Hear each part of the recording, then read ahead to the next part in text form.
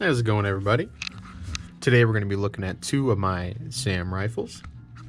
Both of these are SAM7s, so that's going to indicate the 7.62 by 39. We've got a SAM7 SF here. The SF is for the side folder. That's the side folding stock. We've got a little push button here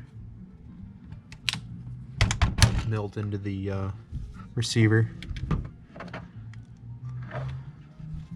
Little push button here to activate the folding mechanism, and you can see right there kind of where it's connected to the receiver.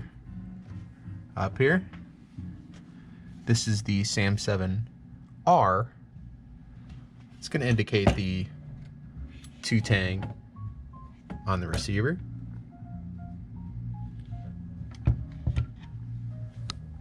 I've got this looking a little bit more of like a traditional AK Type 3. It's not. But hey, it's hard to get a new production Type 3 these days, so.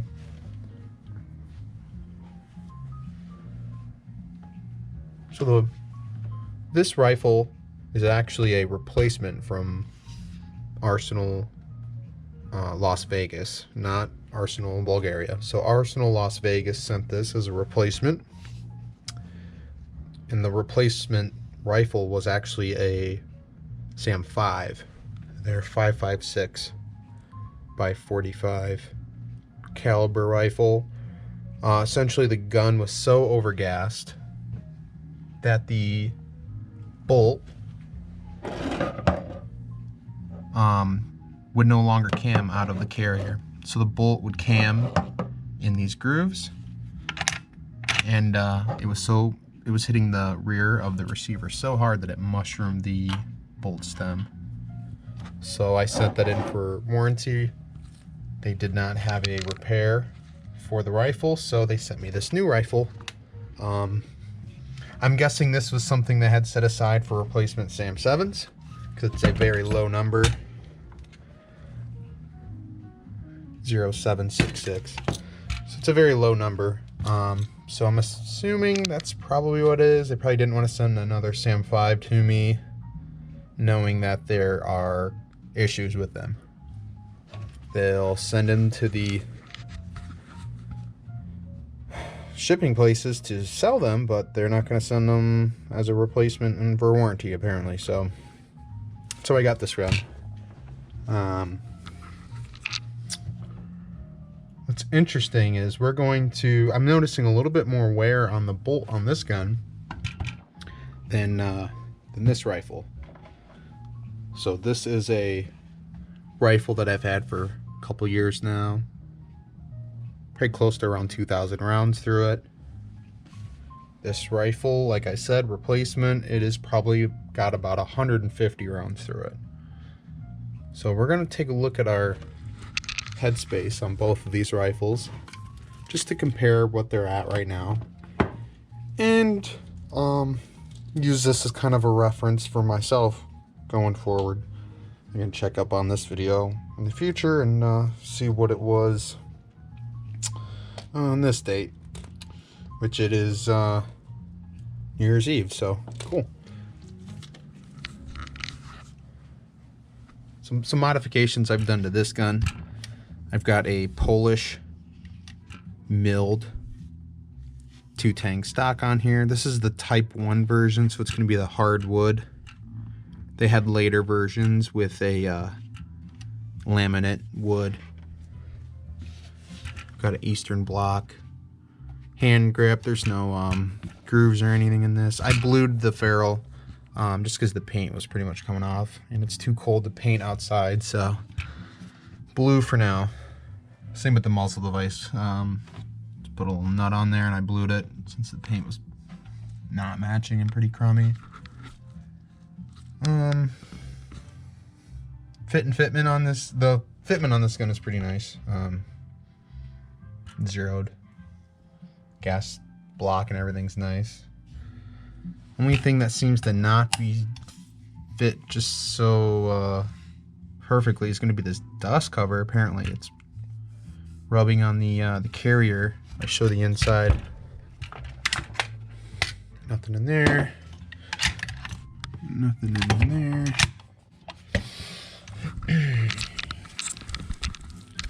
Take a look at this.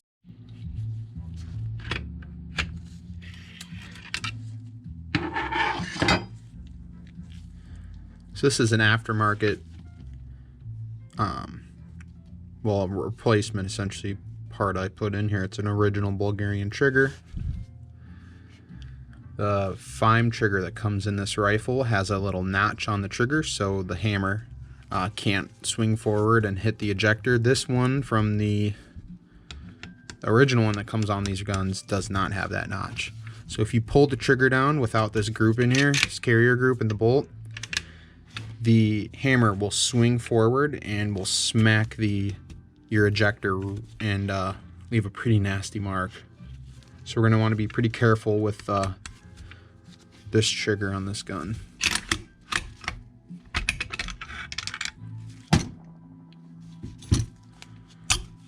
I'm just going to put it in safe. Check it.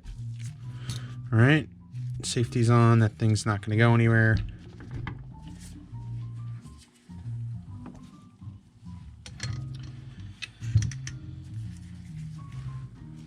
So I noticed on this rifle, after the first 50 rounds, that we weren't getting full contact on the small lug.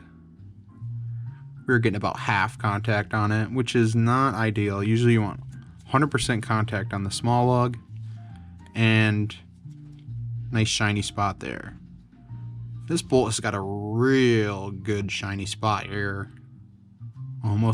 It is almost like pitting. Very small little pits in there, moving material around. This side, not so shiny. It's not contacting that as hard. So this lug is doing a lot more of the heavy work. So this side of the lug is going to keep moving this material down and away until this lug finds that receiver, and that's going to be a fully worn in gun at that point, once this is nice and shiny and this material moves down. So what we're going to want to be careful during that time is the headspace, because while this is moving backwards,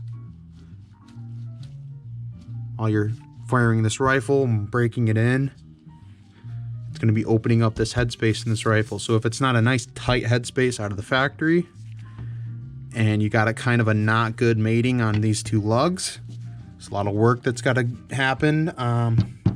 That could be an issue. So we're going to take a look at what the headspace is right now,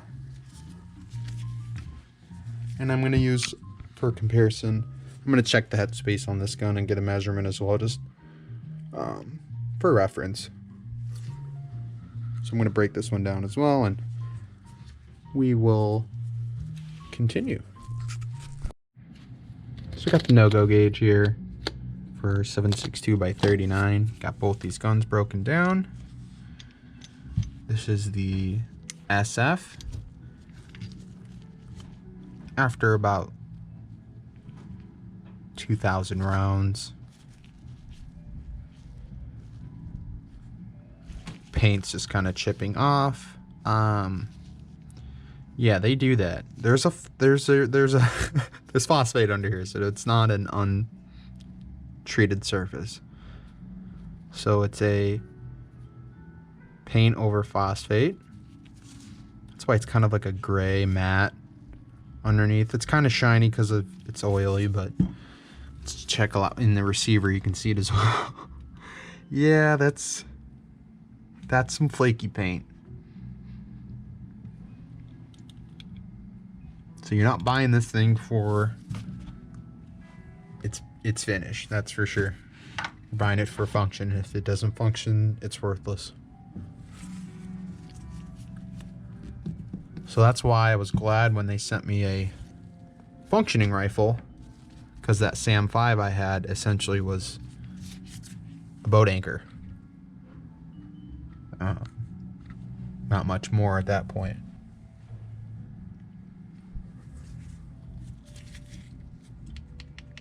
let's take a look at, I'm just gonna do it the simplest way I could think of.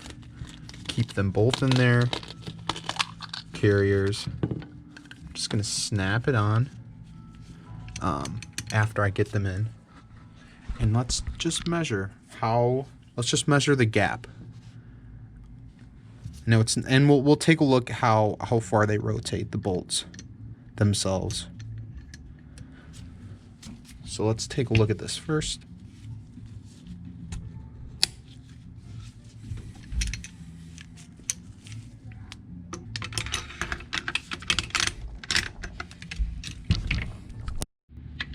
So we're just going to get past the ejector and snap in our no-go gauge.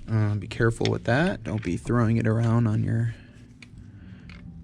table, because this is a measuring instrument.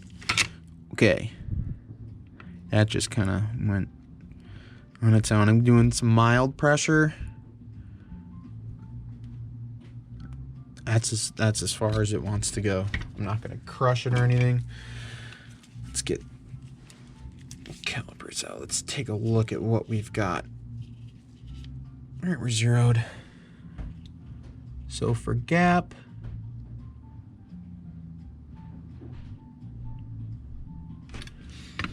I've got 11.6. No, 11.7. Okay.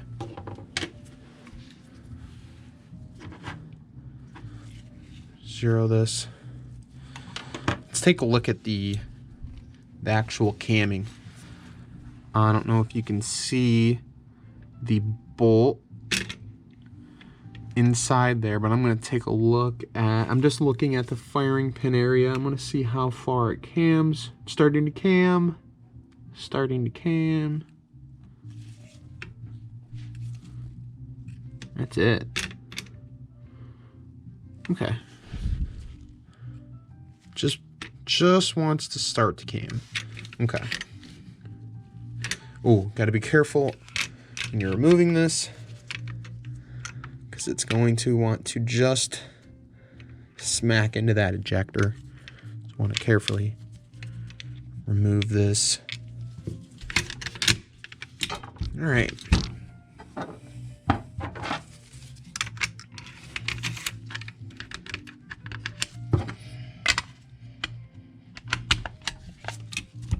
Top back on.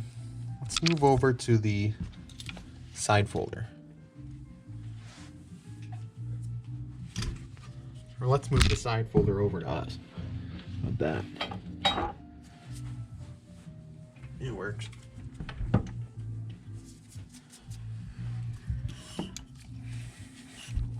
So like I was saying, with this trigger, if you pull this trigger, it doesn't go all the way to the ejector. It's got a little stop, which is nice. Unfortunately, this trigger just kind of sucks. So that's the unfortunate thing, but I do like the notch on it.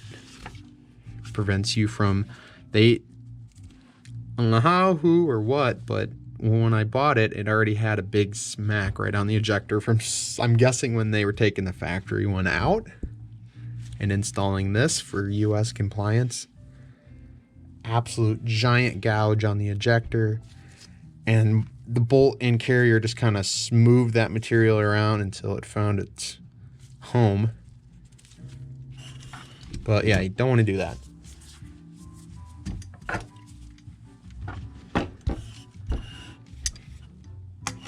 Let's get this in there. Getting past that ejector. Now I've got room to just barely snap that in there. And we're just gonna go forward.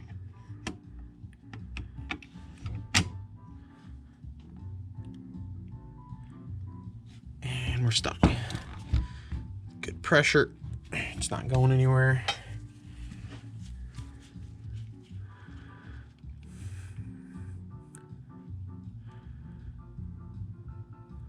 Our gap on this one.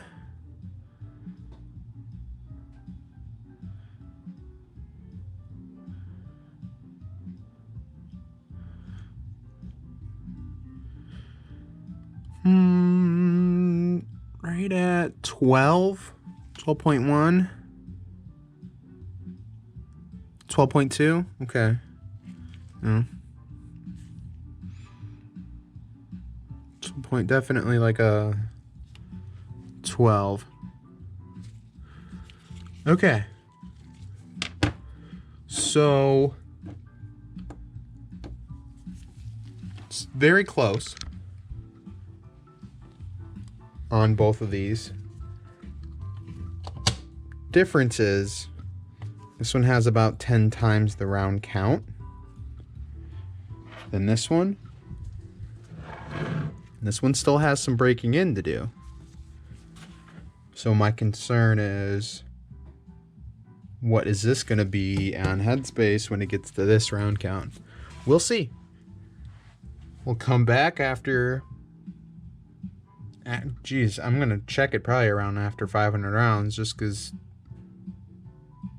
I can. And I'm curious. See if it moves. But other than that, I'm happy that it doesn't eat the no-go. You know, I'm happy that they sent me a rifle that is functional. No malfunctions with this gun. Oh. That rock and lock. Would I get one of these for what they're asking for right now at $1,800? No. I probably wouldn't. And that's simply because I have this one. Right? And the whole reason for my purchase on the SAM5 was getting a NATO caliber AK. So that was a fail. Larger, more in-depth video on all that debacle is going to be coming later, so you'll have to subscribe if you want to be notified of that. But yeah, outcome of it, I got this, and we shall see. We shall see how it continues to perform. But so far, thumb up.